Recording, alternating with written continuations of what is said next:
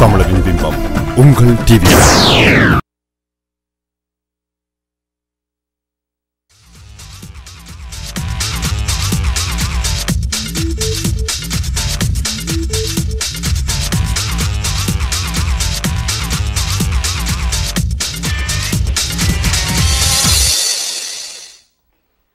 Good afternoon, dear viewers. Welcome to CrossRoads on TVI. I'm your host, Parthi Kandaval. It's been around 20 years now since our community has made our presence felt in Canada. As every immigrant community, we're beginning to make our mark in politics. However, our recent political history is marked with the horror and despair of the war. This experience has resulted in many families discouraging our youth from politics.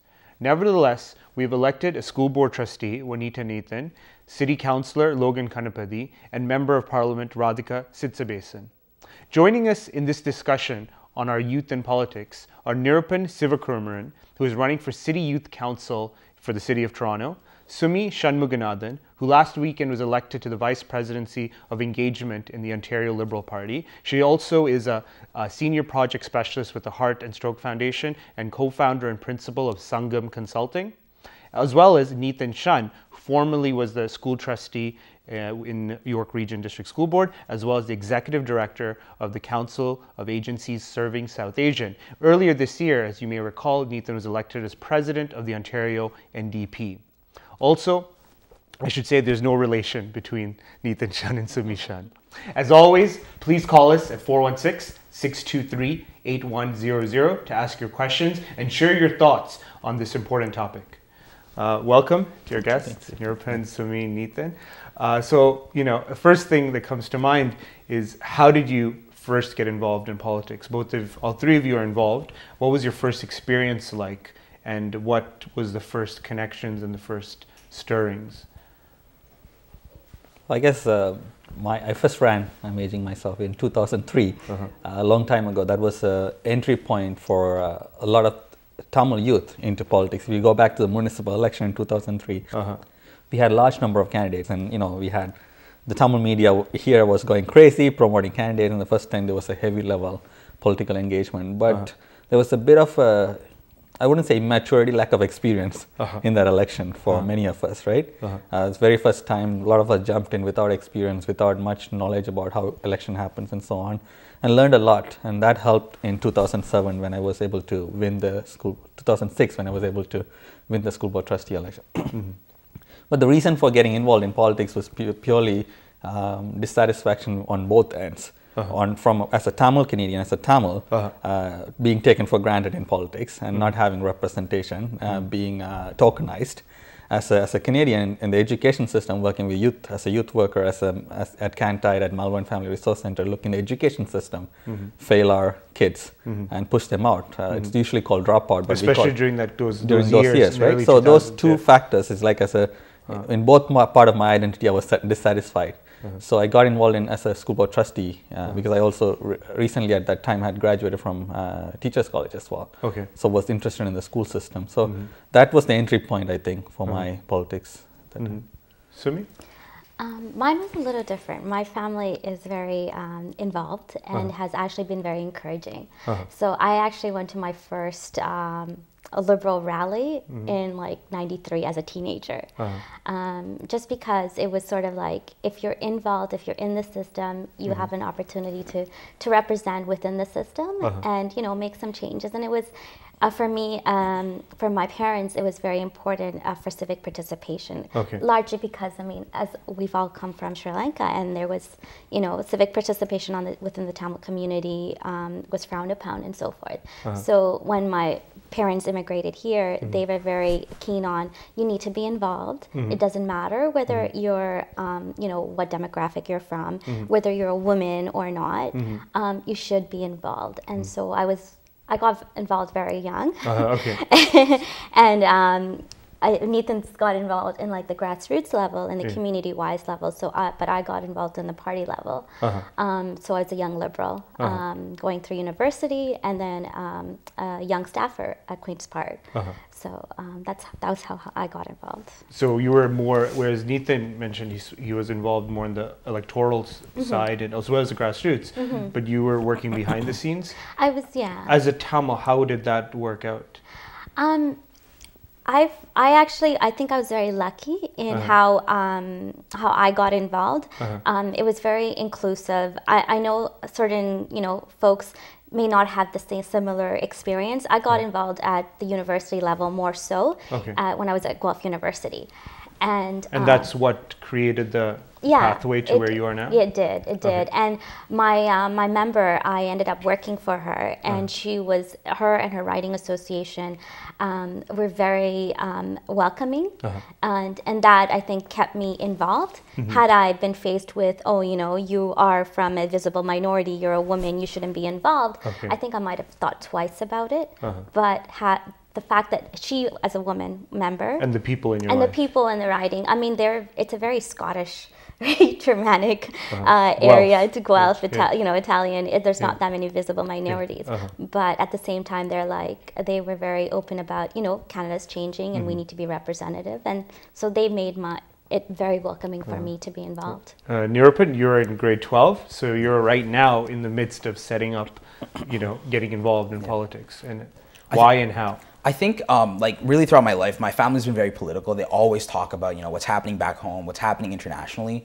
So it's never really been a new thing. But I think what really got me started is that when I went to high school in grade 9, I joined my Model UN team just to see, what it's like. And when I went there and I saw people talking about, international relations, they had a really firm grasp of the issue, that kind of inspired me to be like, hey, look, I really don't understand these issues as well as I should have. And that's what really got me hooked. And, from there, I started joining my Tamil Student Association, and I started joining other political groups. And in addition, I think what also got me really interested was that back in 2010, where all the protests were happening, downtown, and I kind of got swept up in that, and that's what really got me excited and interested in politics. So given that connection to what was happening in 2009, right, and that, from what I understand, played a critical role in the development of a lot of Tamil youth, the protests of 2009, but going before that, the 20 years before that, many will say that because of the experience with back home, many families don't encourage it. Growing up, it wasn't encouraged. It wasn't frowned upon, but it wasn't encouraged. And I think a lot of other Tamil youth had a similar experience, or parents said not to get involved. Did you have a similar experience? I mean, Sumi, obviously it was different. I would have to say yes, because originally my parents were like, they don't mind if I talk about it and learn about it, but getting involved was always like, don't start any trouble, you don't want to cause problems. And I think it was not really the problem of within Canada, but it was kind of the fears back home, because they always felt like, it could become a big issue and it could put people in danger and risk. And although I disagree, I think that fear from back home and what's happened back home still exists in our community right now. Nathan, what's your experience? I don't think our parents discourage us. They don't see politics as a career, which is a good thing. Politics is not a career, and nobody should think that they would be starting in politics and ending in politics, retiring from, So it's a pragmatic thing our parents do in terms of telling you. But at the same time, they talk politics. Any party we go to, any place we're sitting, our dinner table, everywhere, it's not gossips. It's just politics, pure politics. If Indian politics is so interesting, we talk about it so much. I was so interested in Indian politics because it's almost celebrity politics and stuff. It gives you a kind of a sense of feeling connected to political processes. Like coalition government is like such a misunderstood word here, but many of our families know how different forms of coalition governments. So politically very astute communities. So they talk about it. They indirectly encourage us to be involved because that's what their surrounding is about, right? And our movies and a lot of those things connect to politics. I think you're right. I think sociologically our community is promoting politics. Individually as a career, parents do not.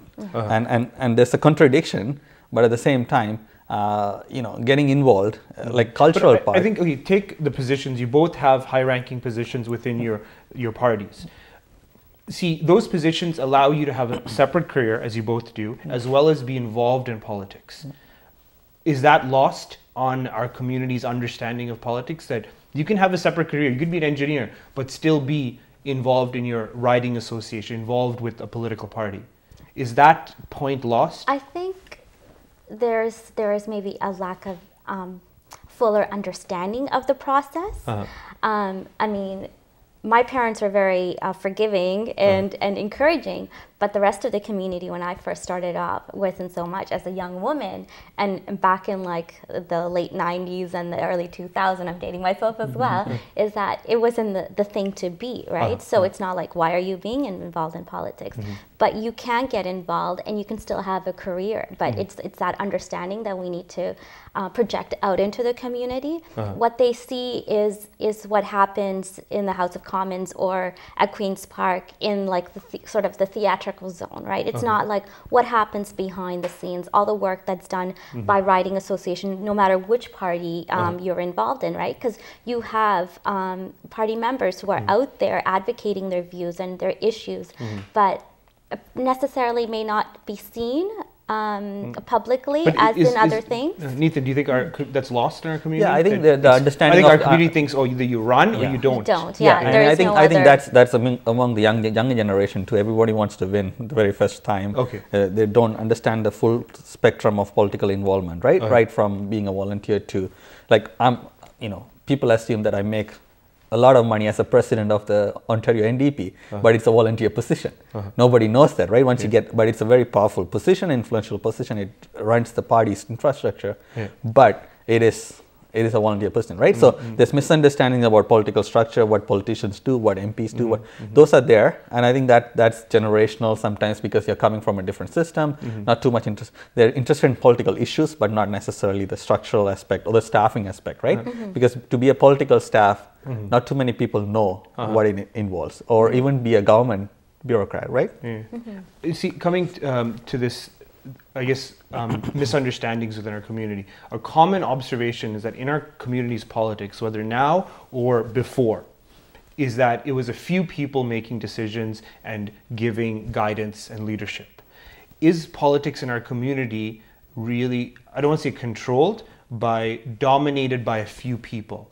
Like, do you think it allows for a broader participation? I think there are fewer people are more vocal. Okay. Perhaps, which is why it's kind of centered up towards them to be vocal and be the ones that are voicing all the concerns. But I think it's incumbent upon the community, especially the younger generation, to be more involved and to provide that information or their opinions, like, to those people that are vocal, and also be vocal, because they shouldn't have to be the only ones voicing is that it. the case in our community, do you It think? has been in over the years that I've kind of seen. I kind of disagree because I don't understand. I don't comprehend or understand politics in one way. Our community has so many diverse forms of political engagement. I see cultural, religious, and other forms of involvement and their interaction with politics and so on as another way of influencing social fabrics and democracy, right? So in terms of capital P politics, maybe in terms of what happens back home and so on, but in terms of how people interact with the system and how people find their ways connected, obviously very poor in terms of gender equity. If you go to many of these meetings, you will only see men, very few women, which is a huge issue. There's a divide between youth and adults in terms of how the communication, but in terms of how we engage politically, there's a lot more voices. You take any party and go to these conventions, there are multiple groups of people that are there, right? They're not all So following. perhaps it's changing now. Maybe that's up to in your opinion. As a 12th grade student, what's your opinion? Have you seen the community outreach to you, or have you kind of made your own mark? I think really what it is that most people that are Tamil are very political. Like, they talk about political issues, but I think when you talk about, do a few people control it, I think it comes down to really, like, how many people actually take that step and really get involved, like maybe run for a position or, try to do something. And I think that's where you see the difference, where you can see that the majority of town people, like, Nathan said, is that, around the dinner table, we don't talk about gossip, we talk about politics, right? But not many of us really take the next step, and then are we going to go out and publicly say it? Yeah, but that's certainly the case, but it certainly has been the case. Now that the war is over, and at least it's not as strong, many people would say is that we don't talk about politics anymore. We're more concerned about artists coming from Tamil Nadu and these music shows and these entertainment value. And look at the success of Super Singer, the Vijay TV. It's, you know, it's breaking up families across. I mean, I joke, but I think a lot of people will agree that our focus has not been politics in the last few years. It's been entertainment. I think there's a misconception when people say that, you know, politics is only like, you know, international relations and, you know, major wars and civil wars. But even if you think about it, like, you know, if you're talking about, you know, Super Singer Jr. and stuff like that, right? That's a very political thing because it's talking about, you know, maintaining our culture and, you know, trying to, you know, can we expand it? But many will argue the cinema songs are not our culture. It's entertainment. I think, yeah, it is true that, you know, a lot of people are involved in entertainment and it's hard to say because we're vocal within ourselves, but we don't express it. And I think that's really where the problem comes. Yeah. Our culture is entertaining. So it's entertaining. You can't separate the two. And the culture is dynamic, right? It evolves. I agree with you. We are very much an entertainment-based community, regardless of whether we were, even during the wartime, a lot of our materials were produced in a way that goes through music, through dance, through drama, and so on and so forth, right? But it had it's a political element. message. It had a message to it. I understand. I mean, I understand we are becoming a little bit less motivated. This motivational level and people kind of convening together, lack of trust, lack of hope. Those things are prevalent post 2009. That is definitely true. And the leadership hasn't really emerged that people can trust and say this is where we can put, and it will take time. You know, the previous leadership didn't happen overnight, so I think it will take time. But during the process, we will lose that. But that doesn't mean that we shouldn't be connected to entertainment and so on, right? So I think we're talking about politics in three different levels. One, the back home, international relation politics. Two, the capital P politics here, which is the party politics. And then third politics is the democratic living of, you know, every day you wake up to go to bed, you have so many political decisions you're making. And that's the third politics. Sumi, do you think this apathy is due to our community's frustration with politics or what happened? Or is it a general apathy that even average Canadians have? I think it had, I mean, if you notice back in like 2009, 2010, and where everybody was vocal, they were vocal on an issue. Even whether it's our community or other communities, and whether it's predominantly in the younger generation, people tend to get involved depending on their issues. So if I feel like an issue is important to me, I am going to be more vocally, you know, involved in that. And at this moment, I guess from what I'm reading is that it's that, you know, the international portion of our political activism in our community has simmered down somewhat, right? And maybe it's incumbent upon us to let them know that, you know what, there are issues that are important here in Canada that are like affecting you, your democratic, your living, right? I mean, you have federal issues that are going to be impacting you and how, you know, your daily living goes on, and you have issues at the provincial level and municipal level that impact you, and it's incumbent upon those of us that are involved to be able to communicate that out to the wider you know, community. And the community is still quite, you know, I would say involved. Like, you go to my family gatherings, it gets very heated, and we have like a wide spectrum but I think a lot of of people feel, I think everyone agrees, within family homes, the trust is there for people to share their opinion. But when it's within the general, the rest of the public Tamil community, there's a hesitancy. It's because the level of discourse around politics and how things are is that if I voice my opinion publicly, I'm going to get reprimanded for it, or somebody's going to come attack me, and maybe it's changing the way our political discourse is within the community, or in it's the wider political community. It's not just within our community. I would say that, you know, that we have a much more. Quick question: do you think it's changing? That people are becoming more free to say their opinion, even if it goes against the popular opinion within the community? I think people have always been free. I don't want to, like, it's my personal opinion that people weren't. People found ways to express themselves now. And now people are expressing themselves differently now, more so than before, because of the fact there's more space being created, right? And that's the only reason. I mean, we have to find the right balance between centralized and decentralized politics, right? And that needs to be there. Dear viewers, please join us as we return after a quick break. Thank you.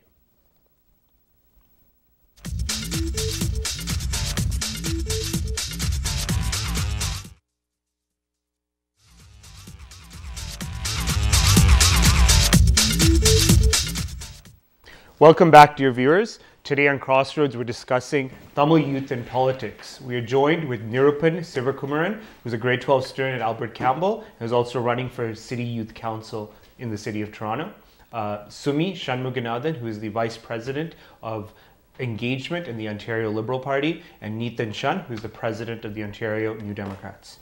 For this portion, I was thinking we can discuss the challenges that you faced while participating in something that's obviously controversial and multifaceted. What are some of the challenges you faced, Nathan? Well, in Canada, definitely. I mean, running for school board trustee when I was, I think, 23 first, and then got elected when I was 26, 27. So people thought young people can't do it. So you have ageism first against you.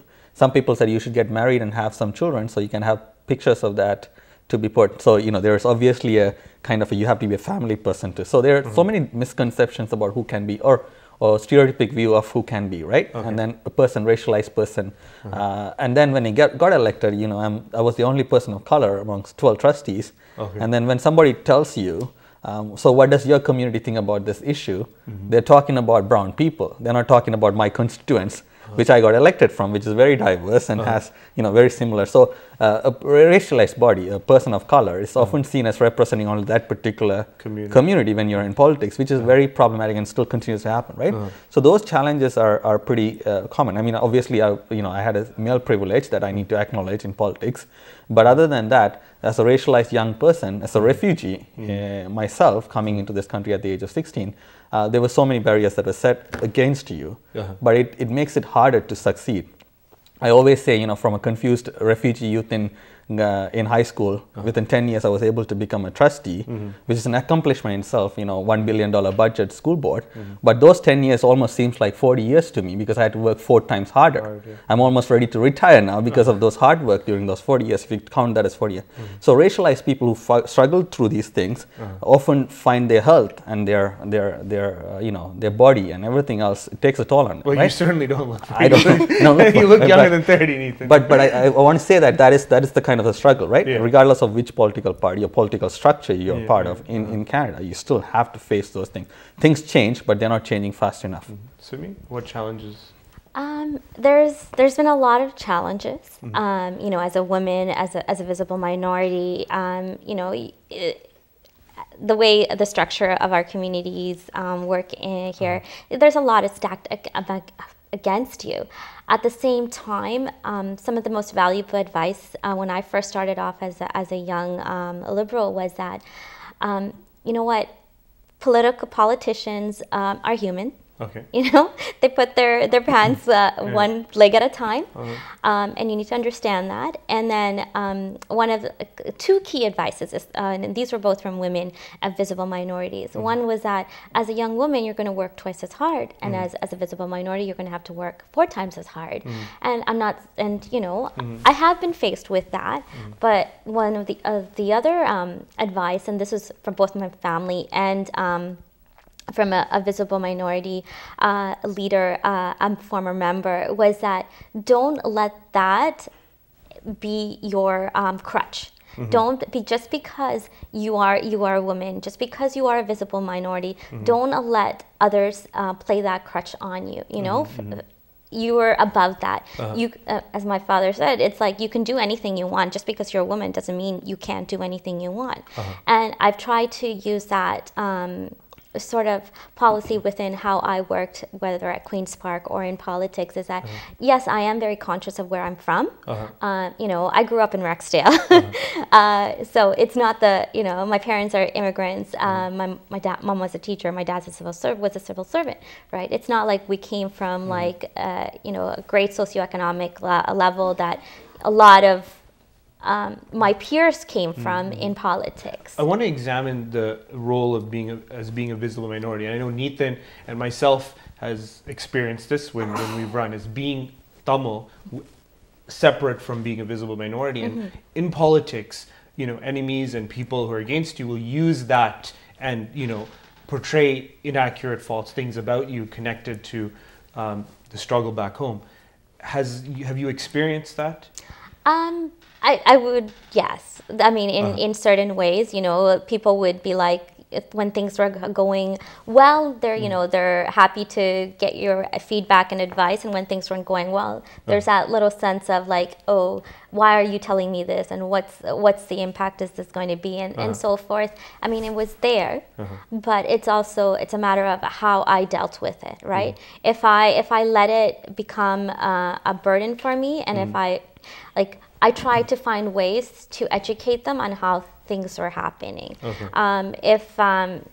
Did you find sometimes you had to address it head up first, or not address it? It was easier for me to address certain things because I had relationships, and politics is about relationships. So I had relationships with people. People knew and trusted my opinion. Therefore, when I brought something up, it was a lot easier for them to understand it. Just as an example, and then I don't want to politicize it, but like around 2009 and so forth, I mean, it was a very much a federal issue. You know, how is it happening? And there was only so much we can do at a provincial level. But at the same time, because there was like 7 of us who were Tamil staffers, and a lot of our families were impacted by it, it was a lot easier for me to go up to the Premier's office or to my seniors and say, this is what's happening. You see the protests and so forth, but you should have an understanding of how this is impacting our families and how it's impacting their families, you know, which it may not have been seemed as a big thing for most people, but for me, to be able to you know, help write the Premier's statement in the House when he talked about it was a key important thing for me, because I was able to provide some impact, and I was able to provide that is because they had a trust in me, and they understood that it was impacting me, and there was a close relationship, right? They saw what was happening outside, and everybody, and they understood it, but we're all human. If something impacts you, I'm going to be like, oh, you're my friend, and so forth. And it's you know, I have a closer tie to it. Nirupin, you know, obviously you don't have as much experience as Nathan and Sumi, but within your experience within the Model United Nations and your debating club, have you experienced any discrimination or? It's difficult to say because I don't think there's a systemic problem. Really, like, you know, the clubs are very open, the teachers are very fair, very kind. But I think it's more of the biases within, you know, students themselves. Like when I go to a competition, I might be the only Tamil student in the room. And when they see me, they already assume, oh, he feels this way about this issue. You know, maybe he's not a good speaker. He doesn't really know what he's talking about. And, you know, that's when it becomes more difficult. So I have to work even harder to try to show, you know, I'm on the same level as you. I understand these issues well. So it really isn't the system that's the problem, but the biases within people themselves is the main issue. Have you, you're in the midst of a student election right now for the City Youth Council. Has it come up at all amongst your competitors and peers? It hasn't come up too much, but it's difficult to say because nobody's going to admit this openly. And it's really coming down to how students feel about the issues. Fortunately, in my ward, many students are Tamil, many students are very fair, and they are in support of my ideas. But it's also that a lot of students automatically assume things, which I think is the problem. Like what's an example? Like I think they might assume that, it's not really a local issue, but they might assume that for international politics, I'm in favor of you know, military intervention. And many, like especially in like political debate, and this will come up in the debating. Yeah, they will definitely say, but not in your student election. Not as much, not nearly as much. And you know, I think even if they assume, like, you know, because I'm Tamil, I don't have a good grasp of the English language, and a lot of people will assume my English is poor, and that becomes an issue. Okay, thank you. On the flip side of racism, you know, its partner is tokenism, is that we parties put forth candidates who are not the strongest, but they do it because they're popular within the community and in order to get a certain community's votes. Is that a real issue? Yeah, I think parties will have to put popular candidates, right? But knowing what they're popular for. Yeah. Are they popular because they're big business people, or they're popular because they're big actresses, or media people, or is it they're popular because they're grassroots achievers of social change, right? I'm not too concerned about parties putting candidates from racialized communities, regardless of where they come from, because everybody has something to contribute, whether you're media or actress, so I'm not putting any field down. But more tokenizing happens in the decision-making places when you are only person of color, or people tend to elect people of color only for the vice president equity, vice president of race relations, or president of this, and it's good that you have community engagement portfolio, and I have personal portfolio. We are changing and we are breaking through, right? But I want to go back to tokenizing does two things to you. One, you start to feel as an individual that you are the representative of the whole community, and start to give information as if you know the whole community. Because you take up that role. Because everybody asks you, so when is Diwali? When is Eid? When is only brown person knows every single religion in the thing, right? Or on the other side, you also start sometimes, I'm not saying everybody, starts to say things bad about your community, so that you have access to the mainstream. Because all the other people have certain stereotypes about your community. Instead of confronting that, sometimes you have to go along with it and say our community is backward, or they do this to women, or they do this to thing, or they are violent, or this and that, right? And that's a real problem. That's what tokenizing does to you, right? And I think, contrary to what you're saying, I think it's systemic as well, because we need to be able to maybe not at the early stages, within the political with parties, the political as opposed to the schools, right? Schools, it's important for us to address tokenism that way. And same thing with public service appointments, right? Whether you're appointed for various all right, Subi, without getting too political, the Ontario New Democrats and the Progressive Conservatives both ran Tamil candidates, Nathan being one of them. Ontario Liberal Party didn't. Is there... What's your view on tokenism, given your participation with the Liberals? I mean, I'm not going to say that, in the past we haven't had tokenism. And to be frank, we did ask, certain individuals to run for us on the Liberal ticket. But, there's a difference between when you're in governing party and you have incumbents. And, some folks, they think they need to only run in a certain area because that's where the majority of the community is, right? And it's kind of what Nathan said. Some folks think they just have to be they have to be the only representative and have but need to have an understanding of the fact that you are a representative of a wider constituency. Our community is a community in that constituency, but they are not the only community in that constituency, right? So, I mean, what I would like to do is to be able to encourage our just second generations to be more involved and to be more, become leaders and to be able to run for us, but to have an understanding that, you're not just representing a community, but multiple communities. And on that note, we haven't had it yet at the federal or provincial level, but we inevitably will, where we have a Tamil candidate running against another Tamil candidate, obviously on different parties. Is our community ready for that distinction and that debate when you have to choose between Tamil candidates? Well, in the past, we've in certain ridings, it has become more politicized in the last recent but we haven't had a Tamil candidate from, say, the New Democrats versus a Tamil candidate from the Conservatives versus a Tamil candidate from the New... the Sikh community in Brampton, you have that very often. It's going to be a situation where we're going to see that probably in the next election. Is our community ready? I think we have to be ready. Yeah. Because I think we have to be, no doubt. One of the things that our community wanted, two things our community wanted a voice in parliament, right?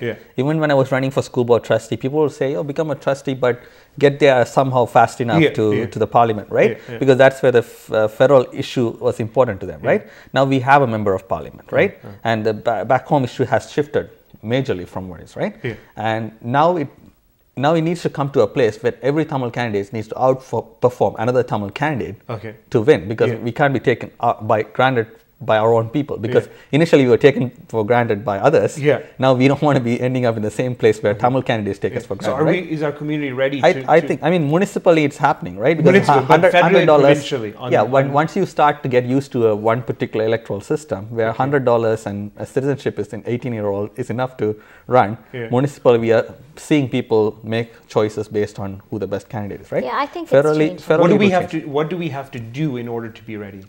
I think we need to definitely communicate it out there that it's okay to do that, right? You shouldn't, because we have very differing opinions and value systems within our community, right? Some folks, as Nathan, they support the NDP. I support the Liberal. Others support the Conservatives, right? So we have differing values and opinions, and we need to be able to communicate out to the community that that's okay.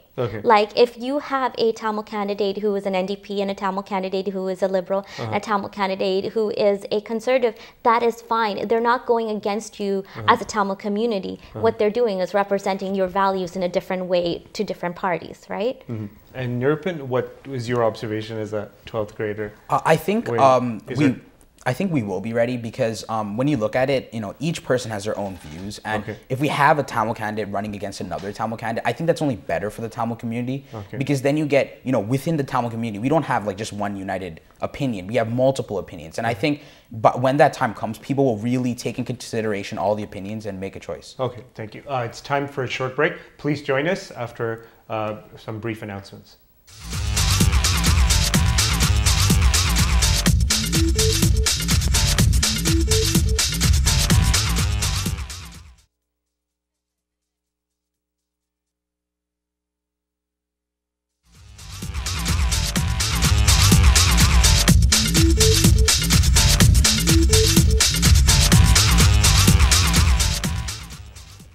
Welcome back, dear viewers. On CrossRoads today, we're discussing Tamil youth in politics with Nirupin Sivakumaran, Sumi Shanmuganathan, and Nathan Shan. As a continuation of our previous discussion, I'll put you guys in the hot seat. What happened? This is something that happened in my own family when, two people where there was a disagreement of voting for the Tamil candidate versus voting for the party that you believe in. And how do you handle that dichotomy or that decision? Nirupin, I'll put you in the hot seat. Thanks. Thank you. I think it's kind of a difficult choice, because many of our parents and a lot of people, they really want to vote for the Tamil candidate because they have a much more personal connection to us. But at the same time, we have to recognize that if the Tamil candidate was a Conservative and our family was predominantly Liberal or NDP, right? Then we would also want to vote for the Liberal. I think what people will end up doing is to vote for the party they believe in, because I think that is more to the views of the person than the candidate themselves. And it also comes back to tokenism, where maybe that Tamil candidate is not the best choice. So then I think the best choice for people to do is to vote for the party or the ideas you believe in rather than the candidate themselves. Okay. So just before you two answer, we've had leading Tamil organizations who have told us to vote for the Tamil person. Given that, how do you respond? I'm probably going to get in trouble for this. But in our family, especially in the last election, there was a lot of a debate on this, especially because I believe in voting on your values. And my values was Liberal values. Yeah, but some would say your values are Tamil. I want to see a Tamil person. I'm a Tamil person, and my values are Tamil. But at the same time, my political values are Liberal. So for me, it was a very big thing. As I thought, yes, it's great to have a Tamil candidate running, but at the same time, they didn't represent my opinions, my values, and therefore I wasn't going to vote for them. But it wasn't because I was not Tamil. It was because my values and the government that I wanted to see in place was a certain party. Therefore, I voted for them. But I had family members who voted for the one candidate because it was a Tamil candidate, and then the same time, I had another family members who were in a certain riding who had a Conservative candidate. Yet, even though they wanted to vote for them as a Tamil candidate, it went against them. Even they had to think, it's like, oh, I can't do this. Like, there's only so far I can go, right? I think we overemphasize parties. Parties have changed their policies many times, and one party does not encompass all of your policy choices. Party is a collection of policy choices, and you agree with 70%, 30%, and you know, sometimes the central party is a mix of everything from both ends, right? So what do you do? So I think in by-election, people actually choose more on the candidate sometimes, and we've seen that happen over and over again, because people don't have to always choose based on the party. Even though I'm a party president, I wish people would start basing it on. But when you have a choice of who you are local representing, because one is party politics, second is your concerns. And sometimes as a racialized person, we often tend to not tend to shy away from recognizing the connection of a racial. We are underrepresented in politics. No doubt. And that supports the argument we should vote for the Tamil person. Yeah, and same applies for a woman candidate. Sometimes women who are underrepresented over and over again in politics, sometimes we find the woman candidate who they can live with and who they don't feel too disconnected from. I'm not saying you're completely disconnected from this person who is completely will do injustice to the Tamil community if he or she gets elected. Okay, so then that's a before problem. you respond, the argument against voting for the person you could, like the Tamil person, right, is that if we vote for a person who's not qualified, not skilled, and not talented enough to best represent our community, we're going to give a bad impression for the rest of the mainstream. Yeah, that's the argument against affirmative action too. If that candidate is not good, the community will make the choice not to vote for that. If the community feels the connection to the person, has a track record of proving results, and has the connection to the community, then the person will get the votes, right? You have to give the onus to the community. Our community is not dumb community to be voting. But what some will argue is that some candidates have been we have had so many Tamil candidates run and get less than 5% of the Tamil population vote in the past elections, municipally, federally, even some places, right? So you know which Tamil candidates got rejected by the Tamil community themselves, which candidates got the votes, right? Because the community is very smart in thinking on this. But what I'm saying is that you cannot, one doesn't call, it's not like religion, even religion changes.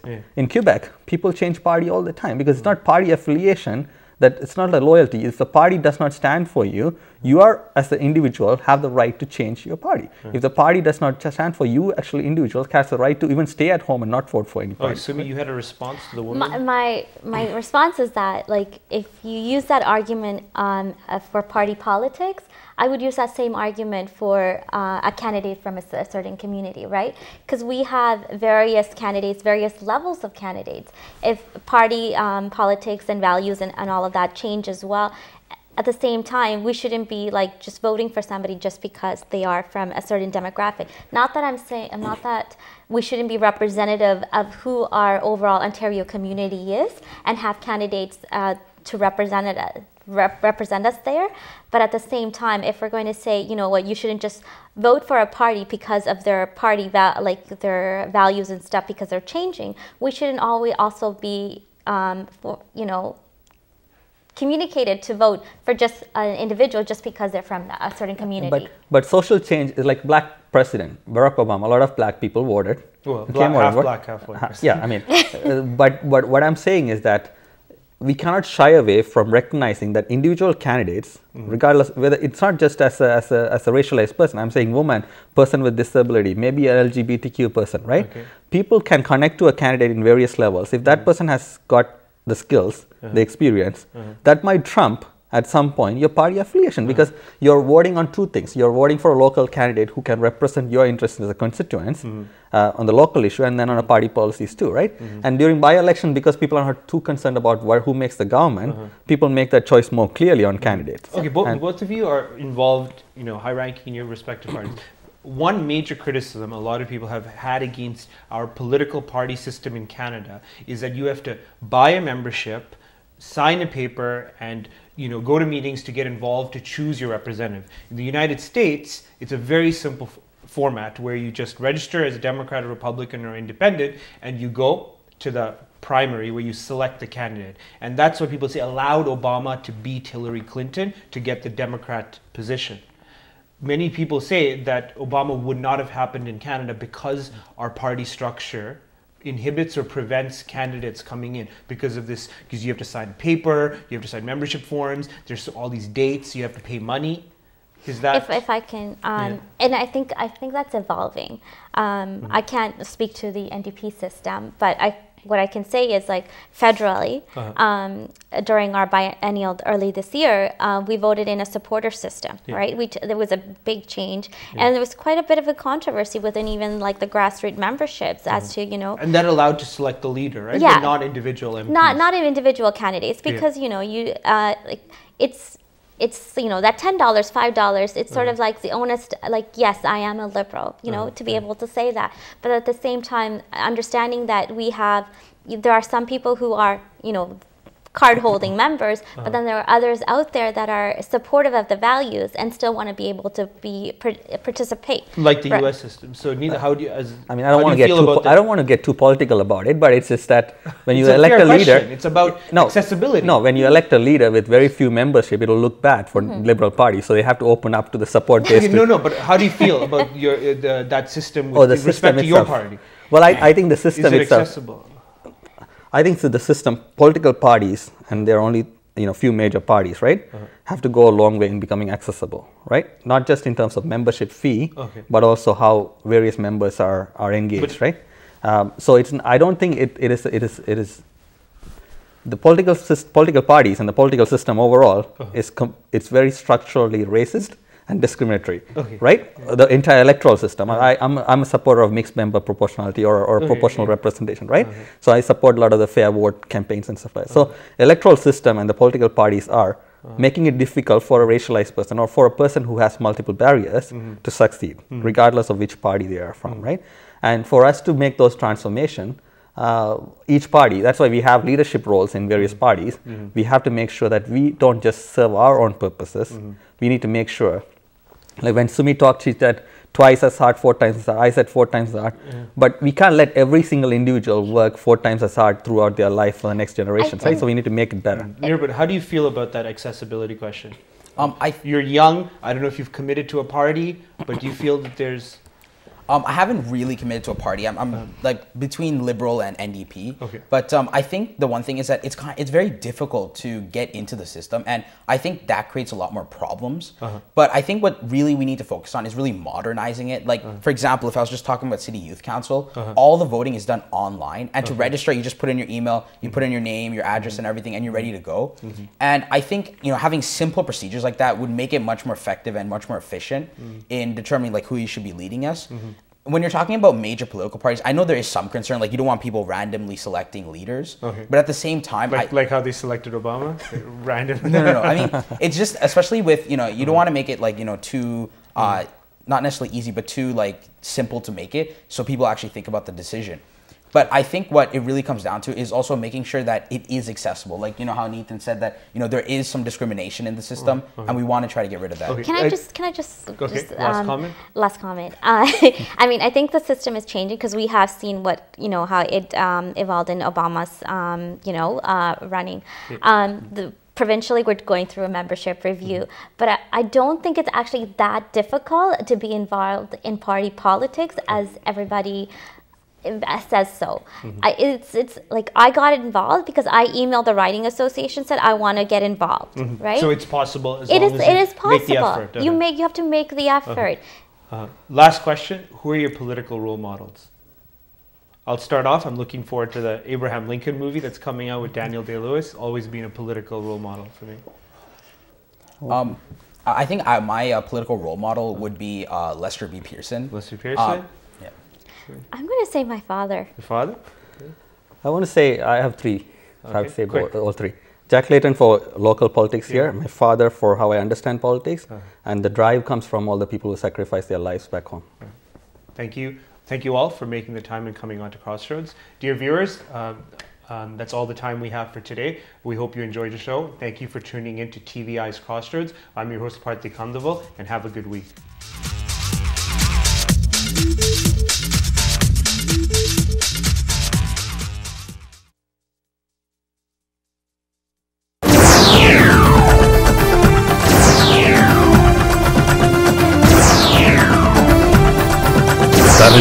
தமிழரின் பிம்பம் உங்கள் TV.